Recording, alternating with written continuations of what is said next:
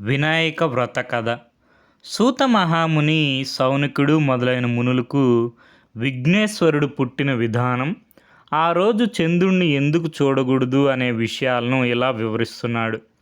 ఒకప్పుడు గజరూపంలో ఉన్న గజాసురుడు అనే రాక్షసరాజు పరమశివుని గురించి తీవ్ర తపస్సు చేయడం ప్రారంభించాడు. అతని తపస్సుకు మెచ్చి పరమశివుడు ప్రత్యక్షమై ఏదన్నా వరం కోరుకోమన్నాడు. అప్పుడు గజాసురుడు, స్వామి, మీరు ఎప్పుడు నా ఉదరంలో లోపలే ఉండాలి అని కోరుకున్నాడు.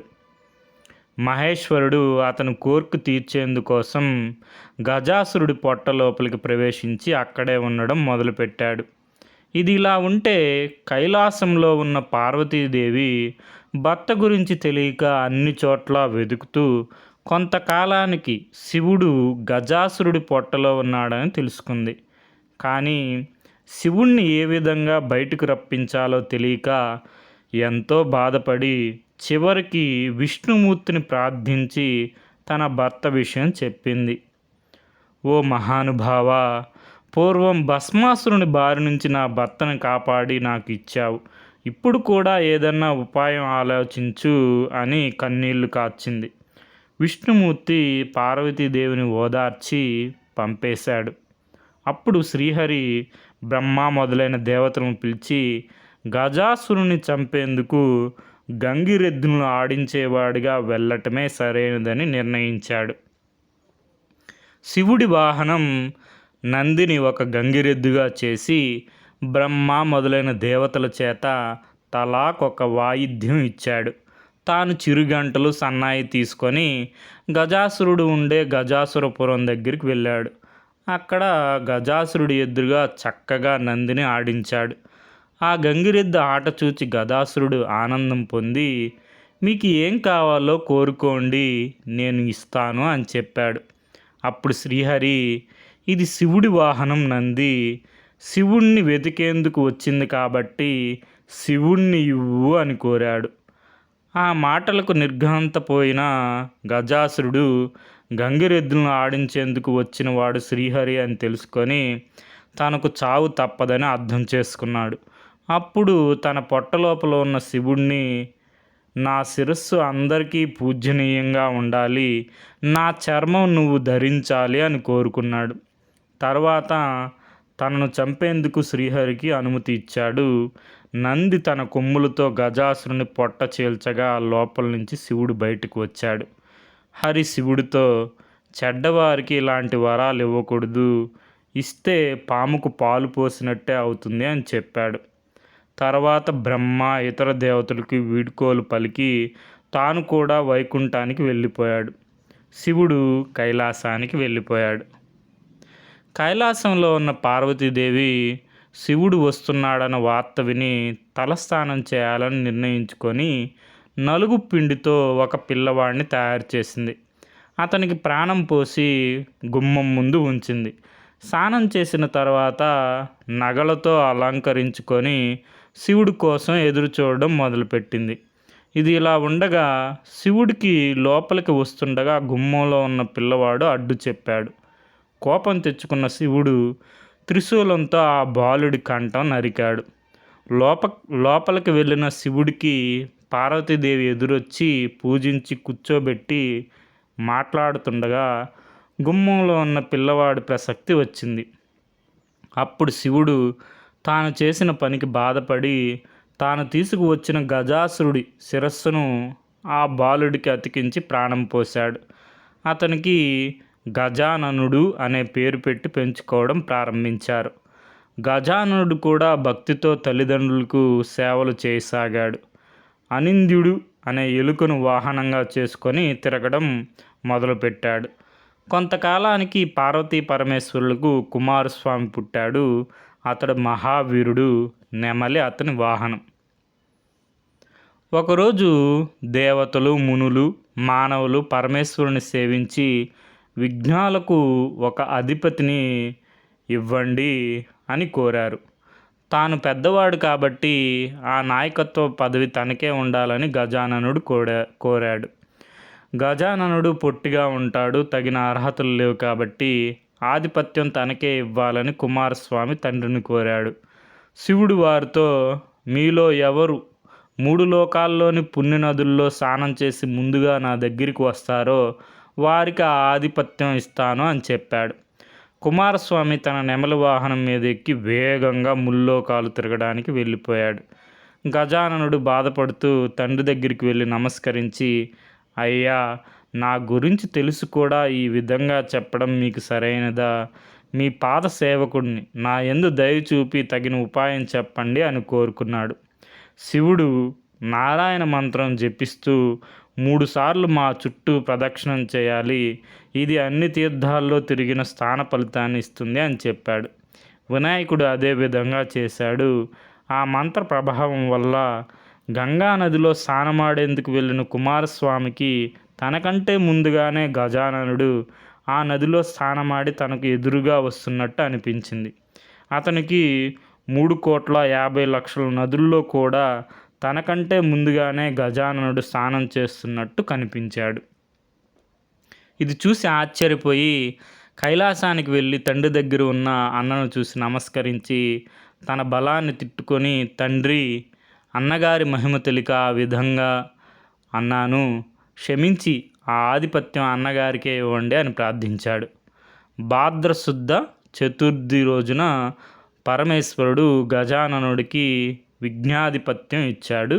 ఆ రోజు అన్ని దేశాల వాళ్ళు విఘ్నేశ్వరుడికి తమ స్థాయిని బట్టి కుడుములు, మిగిలిన పిండి వంటలు, కొబ్బరికాయలు, పాలు, తేనె, అరటిపళ్ళు, పానకము, వడపప్పు మొదలైనవి సమర్పించి పూజించారు. విఘ్నేశ్వరుడు సంతోషపడి కుడుములు కొన్ని తిని కొన్ని తన వాహనం అనింద్యుడికిచ్చి కొన్ని చేతిలో పట్టుకొని నిదానంగా సూర్యాస్తమం అవుతుండగా కైలాసానికి వెళ్ళాడు. తల్లిదండ్రులకు నమస్కారం చేయబోగా పొట్ట భూమికి తగిలింది, కానీ చేతులు మాత్రం భూమి మీదకి ఆనలేదు. అతి కష్టం మీద చేతులు ఆంచిన నమస్కారం మాత్రం చేయలేకపోయాడు. ఈ విధంగా గణపతి కష్టాలు పడుతుండగా శివుడి తల మీద ఉన్న చంద్రుడు పగలబడి ఎగతాళిగా నవ్వాడు.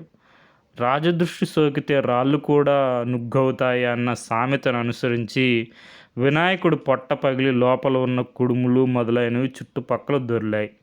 వెంటనే వినాయకుడు మరణించాడు. పార్వతి ఏడుస్తూ చంద్రుని చూసి, పాపాత్ముడ, నీ దృష్టి తగిలి నా కుమారుడు మరణించాడు, కాబట్టి నిన్ను చూసిన వాళ్ళు పాపాత్ములై నీలాప నిందలు పొందుతారు అని శపించింది. అదే సమయంలో సప్త మహర్షులు యజ్ఞం చేస్తూ తమ భార్యలతో అగ్ని ప్రదక్షిణ చేస్తున్నారు. అగ్నిదేవుడు ఋషిపత్నులను చూసి మోహించి మహర్షులు తనను శపిస్తారేమో అనే భయంతో రోజు రోజుకు బలహీనంగా మారిపోవనారంభించాడు. అది అగ్ని భార్య స్వాహాదేవి గ్రహించి అరుంధతి రూపం తప్ప మిగిలిన ఋషిపత్నుల రూపం ధరించి భర్తకు సంతోషం కలిగించింది. ఋషులు తమ భార్య రూపంలో ఉన్న స్వాహాదేవిని చూసి తమ భార్యలే అనుకొని భ్రమపడి వారిపై కోపం తెచ్చుకున్నారు.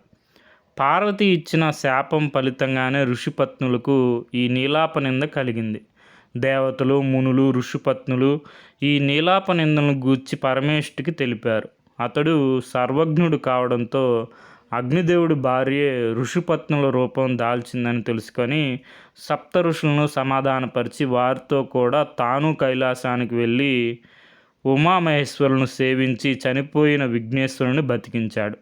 దాంతో పార్వతీ పరమేశ్వరులు ఎంతో సంతోషించారు. అప్పుడు దేవతలు మిగిలిన వాళ్ళు, పార్వతి, నువ్వు ఇచ్చిన శాపం వల్ల అన్ని లోకాల్లో ఉన్న వారికి కీడు జరుగుతుంది, కాబట్టి దాన్ని ఉపసంహరించు అని ప్రార్థించారు. వారి ప్రార్థనలకు సంతోషించిన పార్వతీదేవి సంతోషంతో కుమారుని దగ్గరను తీసుకొని ముద్దాడి, ఏ రోజున వినాయకుని చూసి చంద్రుడు నవ్వాడో ఆ ఒక్కరోజు మాత్రం చంద్రుడిని చూడకూడదు అని చెప్పింది. అప్పుడు బ్రహ్మ మొదలైన దేవతలు సంతోషిస్తూ తమ నివాసాలకు వెళ్ళిపోయారు.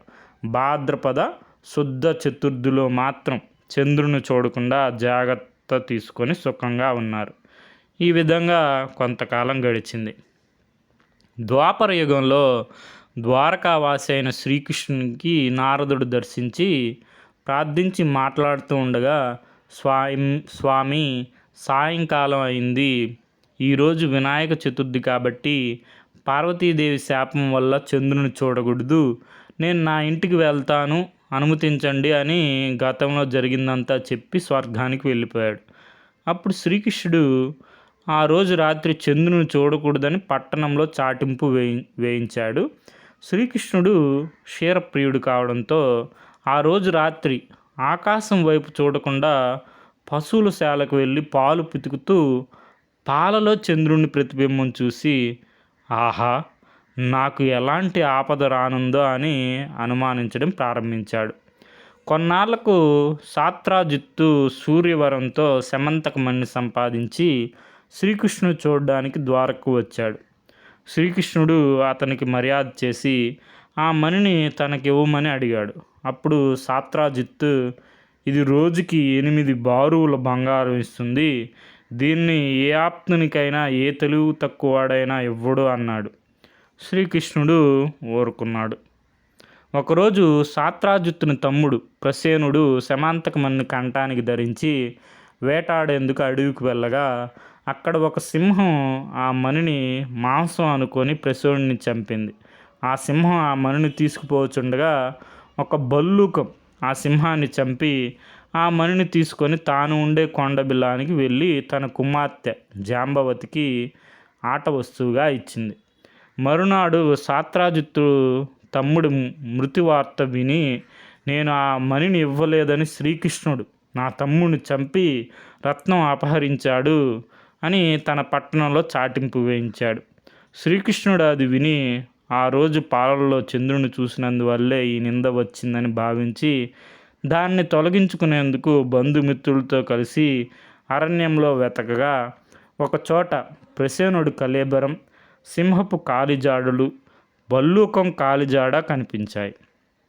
వాటిని అనుసరించిపోతూ ఒక పర్వత గుహ ద్వారంలో పరివారాన్ని వదిలి తానొక్కడే లోపలికి వెళ్ళి అక్కడ ఉయ్యాలకి కట్టబడి ఉన్న మణిని తీసుకొని తిరిగి వచ్చుండగా అది చూసి వింత మనిషి వచ్చాడు అంటూ జాంబవతి కేకలు వేసింది. అంతలో జాంబవతుడు రోషంగా అక్కడికి వచ్చి అరుస్తూ గోలతో గుచ్చుతూ శ్రీకృష్ణుపై యుద్ధం ప్రారంభించాడు. శ్రీకృష్ణుణ్ణి అతన్ని కింద పడదోసి భీకర యుద్ధం ప్రారంభించాడు. ఆ విధంగా మొత్తం 28 రోజులు పోట్లాడారు. చివరకు జాంబవంతుడు శక్తిహీనుడై తనతో పోట్లాటకు దిగినవాడు రావణ సంహారి అయిన శ్రీరామచంద్రుడే అని అర్థం చేసుకొని నమస్కరించి, దేవాదిదేవ, ఆర్తజన రక్షక, నిన్ను త్రేతాయుగంలో రావణాది దుష్ట రాక్షసులను చంపేందుకు వచ్చిన శ్రీరామచంద్రుని అర్థం చేసుకున్నాను. అప్పుడు నన్ను మీరు ఒక వరం కోరుకోమన్నారు. నేను తెలివి తక్కువగా మీతో ద్వంద్వ యుద్ధం చేయాలని కోరుకున్నాను. త్వరలో అది జరుగుతుందని మీరు చెప్పారు. అది మొదలు మీ నామస్మరణ చేస్తూ అనేక యుగాలు గడుపుతూ వచ్చాను. మీరు ఇప్పుడు నా నివాసానికి వచ్చి నా కోరిక నెరవేర్చారు. నా శరీరం అంతా శిథిలం అయింది. ప్రాణాలు త్వరలో పోనున్నాయి. జీవితేచ్ఛ నశించింది. నా అపచారములు క్షమించి నన్ను కాపాడు. నీకంటే నాకు వేరే దిక్కు లేదు అంటూ ప్రార్థించాడు. అప్పుడు శ్రీకృష్ణుడి దయతో జాంబవంతుడి తన చేతితో నిమిరి, జాంబవంత, శమంతకమణిని దొంగలించానని నాపై వచ్చిన అపనింద తొలగించుకోవడం కోసమే వచ్చాను కాబట్టి మణిని నాకు ఇవ్వు, నేను వెళ్ళిపోతాను అని చెప్పాడు. అప్పుడు జాంబవంతుడు శ్రీకృష్ణునికి మణితో పాటు తన కుమార్తెను కూడా ఇచ్చాడు. తన ఆలస్యం వల్ల ఆందోళన చెందుతున్న బంధువులతో, సైన్యంతో, మణితో, జాంబవతితో కలిసి తన నగరానికి వెళ్ళాడు. సాత్రాజిత్తును పిలిపించి అందరినీ పిలిచి జరిగిందంతా వివరించి మణిని ఇచ్చాడు. అప్పుడు సాత్రాజిత్తు, అయ్యో, లేనిపోని నిందమోపి దోషానికి పాల్పడ్డాను అని విచారించాడు. మణితో పాటుగా తన కుమార్తె సత్యభామను కూడా ఇచ్చి తన తప్పు క్షమించమని వేడుకున్నాడు. శ్రీకృష్ణుడు ఒక శుభముహూర్తంలో జాంబవతి సత్యభామలో వివాహమాడాడు. అప్పుడు దేవతలు, మునులు శ్రీకృష్ణుని స్తుతించి, మీరు సమర్థులు కాబట్టి నీలాప నింద పోగొట్టుకున్నారు. మాలాంటి వారు ఏం చేయగలరు అని ప్రార్థించారు. అప్పుడు శ్రీకృష్ణుడు భాద్రపద శుద్ధ చతుర్థిలో ప్రమాదవశాత్తు చంద్రునికి దర్శనమైతే ఆ రోజు గణపతిని పూజించి శమంతకమను కథను విని పూజా అక్షింతలు తలపై వేసుకున్నట్లయితే నీలాపనిందులు పొందకుండా ఉంటారు అని చెప్పాడు. దాంతో దేవతలు మునులు సంతోషించి తమ ఇళ్లకు వెళ్ళిపోయారు. ప్రతి సంవత్సరం భాద్రపద శుద్ధ చతుర్థిలో దేవతలు, మహర్షులు, మానవులు మొదలగువారు గణపతిని పూజించి తమ కోరికలు నెరవేర్చుకొని ఆనందంగా ఉన్నారని శాపమోక్ష విధానం సౌనకాది మునులకు వివరించిన తర్వాత సూత మహాముని తన ఆశ్రమానికి వెళ్ళిపోయాడు. సర్వే జన సుఖినో భవంతు.